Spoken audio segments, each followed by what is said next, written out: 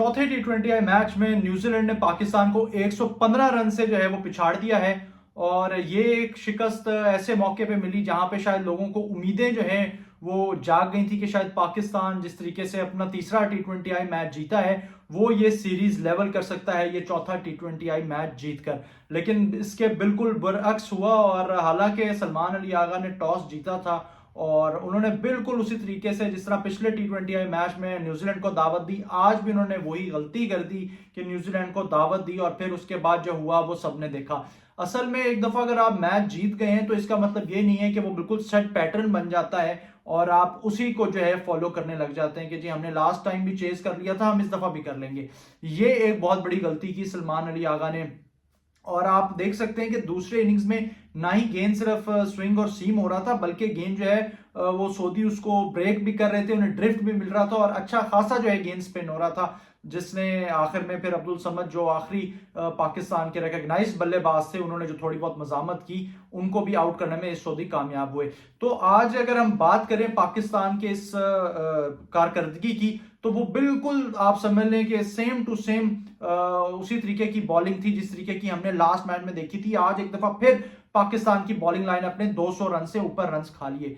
मतलब कोई पूछने वाला नहीं, कोई इनसे जो है ये नहीं पूछ सकता कि भाई आप लोग आखिर कर क्या रहे हैं, वजह क्या है कि आप बार बार 200 रन खा रहे हैं। मतलब इनसे 180 तक ये लोग रिस्ट्रिक्ट करने में कामयाब नहीं हो रही। इसका मतलब ये नहीं है कि वो बहुत ज्यादा अच्छा खेल रहे हैं, इसका मतलब ये है कि ये जो हमारी बॉलिंग लाइनअप है जिसको बार बार मौके दिए जा रहे हैं, खास तौर पे प्रीमियम फास्ट बॉलर जो दुनिया के बेहतरीन ऑलराउंडर हैं शाहीन शाह अफरीदी, आज भी कोई विकेट लेने में कामयाब नहीं हो सके। 4 ओवरों में 49 रन दे दिए, लेकिन इनको कोई पूछने वाला नहीं है। लेकिन मेरी नजर में शायद ये अब इनकी टी20 के अंदर भी आखिरी सीरीज होगी।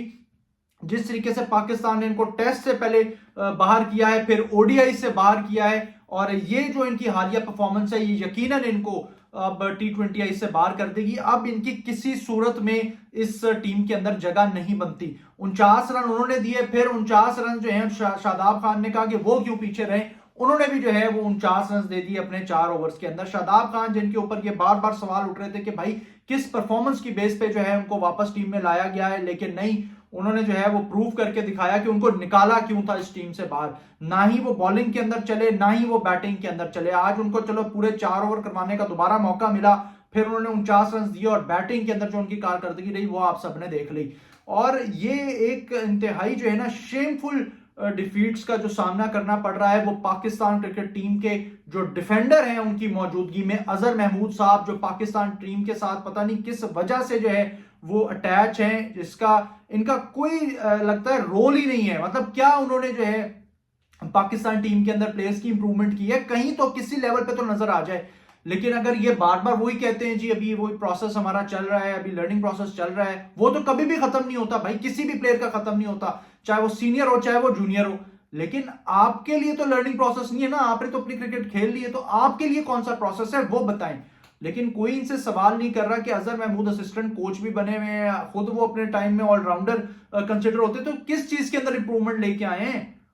पता तो चले कि भाई ये चीज जो है पाकिस्तान टीम की इसमें इंप्रूवमेंट हुई है। हर मैच में 200 खिलाने का आप लोगों ने इनको टारगेट दिया कि हर मैच में 200 खाओ, कोई मसला नहीं।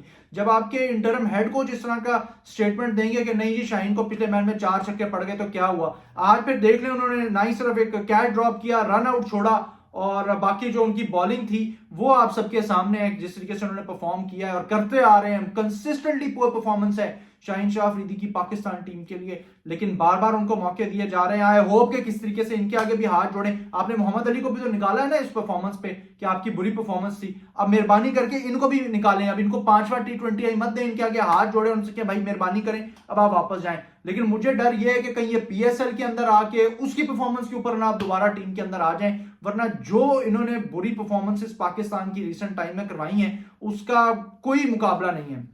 बैटिंग के अंदर मैंने आपसे पहले भी कहा था कि पहले जो है अगर इसी तरीके की स्टाइल की क्रिकेट खेलेंगे तो उसके प्रॉब्लम्स आएंगे। तो अगर आपने इसी तरीके से कंटिन्यू करना है, हारिस को चले नवाज का तो ये तीसरा चौथा मैच था, लेकिन हारिस तो फिर भी पाकिस्तान के लिए पहले भी खेला है, उसके फर्स्ट क्लास गेम भी ज्यादा है। तो अगर उसके साथ इसी तरीके की क्रिकेट कंटिन्यू करनी है तो फिर अल्लाह ही हाफिज है, वो चलती रहे।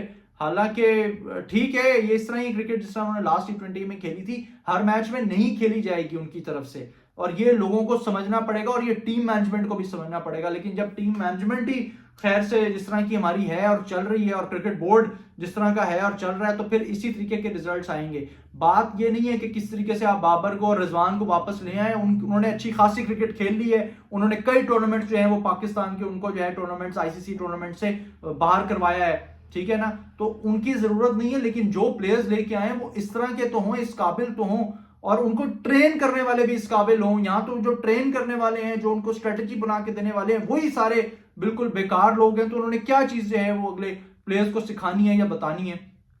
और बाकी आप सबने देखी है कि जिस तरीके से बार बार परफॉर्मेंसेस के अंदर चांस दिए जा रहे हैं, किसी तरीके से किसी मैच में चल जाए, तो ना ही शादाब ने चलना है और ना ही जो है वो शाहीन शाह अफरीदी ने चलना है। वो तो पिछले मैच में एक विकेट जो हारिस रऊफ ने कैच पकड़ा वो उन्हीं की विकेट है, आप समझ लें, वरना शाहीन शाह अफरीदी ने उसमें भी सिर्फ एक विकेट ही हासिल करनी थी। 30-36 रन तो उस मैच में भी उन्होंने कंसिडर किए थे। तो इस तरीके से पाकिस्तान की क्रिकेट आगे नहीं जा सकती कि अगर आपने सिर्फ शाहिद अफरीदी के और सकलैन मुश्ताक के बलबूते पे क्रिकेट खेलनी है, अभी रिसेंट टाइम्स की परफॉर्मेंस की बात कर रहा हूं, तो फिर भाई आप आगे नहीं चल सकते। पाकिस्तान को अब जो है ना कुछ अच्छा सोचना पड़ेगा और यहां से उन प्लेयर्स को लेके आना पड़ेगा जो कंसिस्टेंटली परफॉर्म कर रहे हैं आपके डोमेस्टिक में, निस्बतन कि आप ऐसे प्लेयर्स को मौका दिए जाएं जो कि सिर्फ और सिर्फ टुल्लेबाजी के ऊपर जो है वो बिलीव करते हैं, वो प्रॉपर क्रिकेटिंग शॉट्स ना खेल सकते हो। और बाकी जो फील्डिंग के अंदर लैप्सेस थे, फील्डिंग के अंदर जो परफॉर्मेंसेस थी वो भी बहुत ही बुरी थी। पाकिस्तान जो है वो अभी भी परसिस्ट कर रहा है लोकल कोचेस के साथ। अब अल्लाह हाफिज है कि कब तक जो है इसी तरीके से हमें इसके अंदर भी जो है वो मजाक का सामना करना पड़ेगा।